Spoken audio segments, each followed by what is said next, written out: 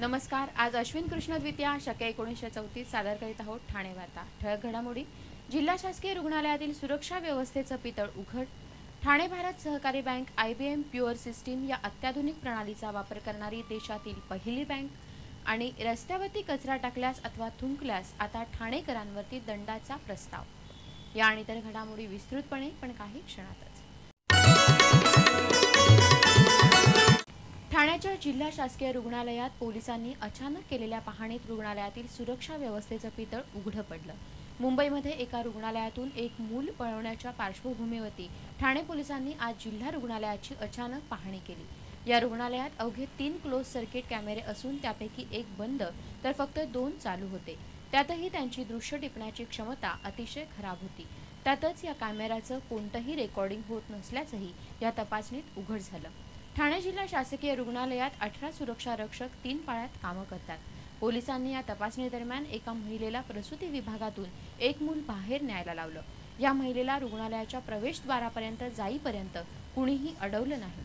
त्यावेळी सुरक्षा रक्षक असलेली महिला ही पाळी बदलत असल्यामुळे जागेवरती नव्हती। पोलिसांनी जिल्हा शासकीय रुग्णालयात क्लोज सर्किट कॅमेऱ्यांची संख्या वाढवण्याची सूचना जिल्हा शल्य चिकित्सकांना केली आहे। पण या अचानक तपासणीमुळे जिल्हा शासकीय रुग्णालयातील सुरक्षा व्यवस्थेतील त्रुटी उघड झाल्या आहेत। ठाण्यामध्ये यापुढे सार्वजनिक ठिकाणी कचरा करणाऱ्यांना दंड भरावा लागणार आहे। ठाणे महापालिकेच्या सर्वसाधारण सभेत या दंडाला मंजुरी दिली असून आता हा प्रस्ताव शासनाकडे मान्यतेसाठी पाठवला जाणार आहे। कचरा इतरत्र फेकण्यासाठी 200, रस्त्यावरती थुंकणाऱ्यांना 100, सार्वजनिक ठिकाणी स्नान करणाऱ्यांना 100, सार्वजनिक ठिकाणी प्रातर्विधी करणाऱ्यांना 150, रस्त्यावरती प्राणी पक्ष्यांना खाऊ घालणाऱ्यांना 500, रस्त्यावरती वाहन धुणाऱ्यांना 1000, भांडी कपडे धुणाऱ्यांना 100, अंगण साफ न करणाऱ्यांना 1000, इमारतींची मलवाहिनी जलवाहिनी नादुरुस्त होऊन त्याचा त्रास इतरांना झाल्यास आणि समज देऊनही 10 दिवसात दुरुस्ती न केल्यास 10,000 रुपये दंडाची तरतूद या प्रस्तावात करण्यात आली आहे। कचऱ्याचं विभक्तीकरण करून न देणाऱ्यांना वैयक्तिक पातळीवरती 100 रुपये तर मोठ्या निर्मात्यांना 500 रुपये दंड भरावा लागणार आहे। धोकादायक कचऱ्याचं निर्देशन पद्धतीनं विभक्तीकरण करून पुरवठा न केल्यास 1 ते 10,000 रुपये, जैविक कचऱ्याचं विभक्तीकरण करून न दिल्यास 20,000 रुपये, राडारोड्यासाठी 5,000 रुपये, झाडाच्या फांद्या अथवा बांधकाम कचरा विभक्त करून न दिल्यास 100 रुपये, सार्वजनिक ठिकाणी कचऱ्याच्या डब्याच्या बाहेर कचरा टाकल्यास 100 रुपये दंड भरावा लागणार आहे। कोंबड्या मासळी कत्तलीच्या कचऱ्यांसाठी 1000 रुपये, घरगल्ली स्वच्छ न ठेवल्यास 200 रुपये, पाळीव प्राण्यांनी कचरा केल्यास 500 रुपये, सार्वजनिक मेळावे अथवा कार्यक्रमानंतर 24 तासात स्वच्छता न केल्यास प्रति चौरस फूट 1 रुपया दरानं दंड भरावा लागणार आहे।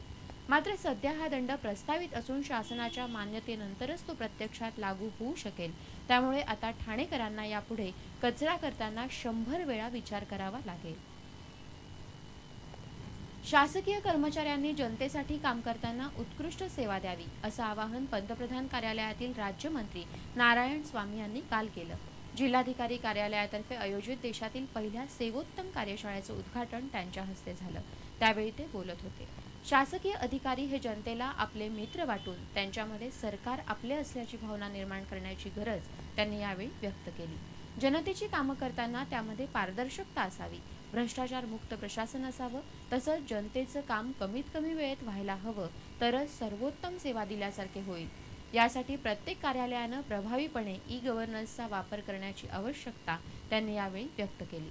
एखाद्या कार्यालयात उत्तम प्रकारचे काम सुरू असले तर त्या कार्यालयानं अन्य कार्यालयातील कर्मचाऱ्यांना प्रशिक्षित करून माहिती दिली पाहिजे, अशी अपेक्षा राज्याच्या सामान्य प्रशासन विभागाच्या राज्यमंत्री फौजिया खान यांनी व्यक्त केली।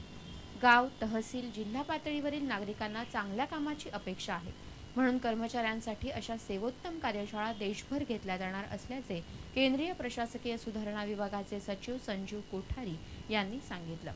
कार्यशाळेच्या सुरुवातीस जिल्हाधिकारी पी. बेलरासू यांनी जिल्ह्याच्या माहितीचे सादरीकरण केले। Thane Bharat Sahakari bank IBM pure system smart solution ही अत्याधुनिक प्रणाली अंगीकारणार आहे। अशा प्रकारची अत्याधुनिक प्रणाली वापरणारी भारत सहकारी बँक ही देशातील पहिली बँक आहे। बँकेचा विकास आणि नवनवीन सेवा देण्याबरोबरच कोर बँकिंग सेवेसाठी बँकेला या प्रणालीचा मोठा उपयोग होणार आहे।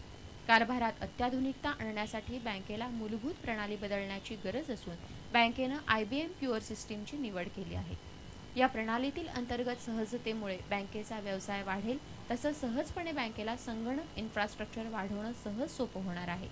कमीत कमी ऊर्जा, सोपं तंत्रज्ञान, अतिरिक्त आणि विश्वासार्ह सुरक्षा, बँकेची किमान जबाबदारी आणि नवनवीन तंत्रज्ञानाचा अंमल करण्याची सुविधा अशा अनेक दृष्टीनं बँकेला या संगणक प्रणालीचा फायदा होणार आहे. Bank IBM pure flex system manager, V7000 storage, flex chassis tape library अशी संपूर्ण यंत्रणा घेणार आहे. बँकेवरती कामाचा वाढणारा ताण, यासाठी तंत्रज्ञान अपडेट ठेवण्यात होणारी वेळेची बचत, यामुळे बँकेची कार्यक्षमता वाढण्यास मदत होणार आहे. ठाणे जिल्हा मुख्य न्यायाधीश KK सोनवणे यांनी झनक यादव याच्या निर्घृण हत्येप्रकरणी 2 सुरक्षा रक्षकांना जन्मठेपेची शिक्षा ठोठावली आहे.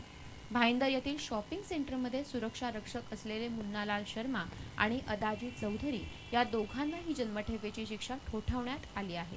मुन्नालाल शर्माच्या पत्नीबरोबर झनक यादवचे अनैतिक संबंध होते. मुन्नालालनं झनकला अनेक वेळा पत्नीपासून दूर राहण्याचा इशारा दिला होता, पण झनक याला बदला नव्हता. 24 जानेवारी 2010ला मुन्नालाल आणि अदाजीनं झनकला कामावर जात असताना पकडलं आणि सुविधा शॉपिंग सेंटरच्या गच्चीवरती नेऊन काळं निळं होईस्तोवर बेदम मारहाण केली. त्यानंतर दोरीनं बांधून त्याला गोणीत बांधून ठेवण्यात आलं.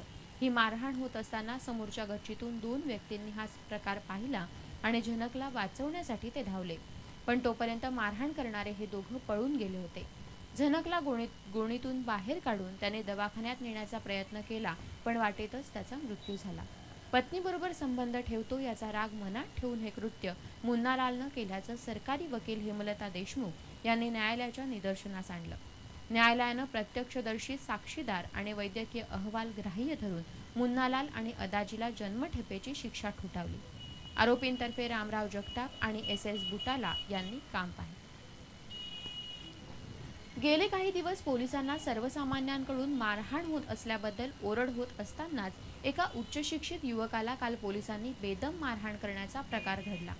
ठाणे वाहतूक शाखेची सध्या काळा काचांविरोधात मोहीम सुरू आहे.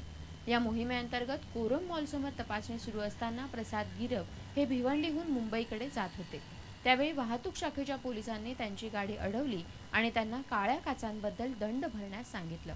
मात्र आपल्या गाडीच्या काचा या प्रादेशिक परिवहन कार्यालयाच्या मान्यतेनुसार असल्याचं त्यांनी सांगण्याचा प्रयत्न केला, पण पोलीस काही ऐकून घेण्याच्या मनस्थितीत नव्हते. प्रसाद गिरप यांचा स्वतःचा व्यवसाय असून ते BE मेकॅनिकल आहेत. पोलिसांनी त्यांना काळ्या काचांबद्दल दंड भरायलाच लावला. यावरून झालेल्या वादादरम्यान पोलिसांनी बरीच शिवीगाळ केली. गिरप यांचं म्हणणं आपला परवाना घ्यावा, कागदपत्र आणून दाखवतो असं होतं, पण पोलिसांनी अजिबात ऐकलं नाही. यावेळी झालेल्या वादावादी दरम्यान पोलिसांनी गिरप यांना बेदम मारहाण केली. त्यांचा गळा आवळण्याचा प्रयत्न करण्यात आला. त्यांचा फोन तोडण्यात आला. 4-5 जणांनी मिळून ही मारहाण केल्यामुळे त्यांना शासकीय रुग्णालयात दाखल करण्यात आलं आहे. तर पोलिसांनी सरकारी कामकाजात अडथळा आणि पोलिसांनी मारहाण केल्याचा गुन्हा त्यांच्यावरती दाखल केला आहे. पोलीस परवाना जप्त करू शकतात, गाडी जप्त करू शकतात, पण वाहतूक पोलिसांना मारहाण करण्याचा हक्क कुणी दिला, असा प्रसाद गिरप यांच्या कुटुंबियांचा आर्त सवाल आहे.